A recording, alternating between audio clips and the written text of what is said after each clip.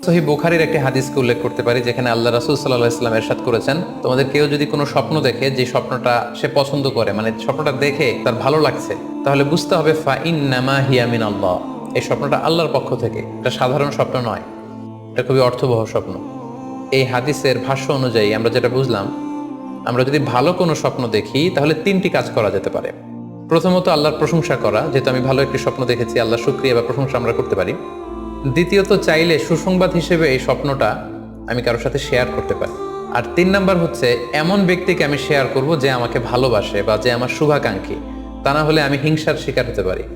কারণ আর নেয়ামাতু মাহসুদা, যে কোনো ধরনের নেয়ামতি, আপনি যদি আল্লাহর কোনো বিশেষ মার্সি ব্লেসিংস বা নেয়ামত পেয়ে ধন্য হন, এটা সবার ভালো নাও লাগতে পারে, এটা সবার অন্তরে সহ্য নাও হতে পারে, ফলে আপনি হিংসার শিকার হতে পারেন। সো ভালো স্বপ্ন দেখলে আপনি চাইলে কারোর কাছে শেয়ার করতে পারেন,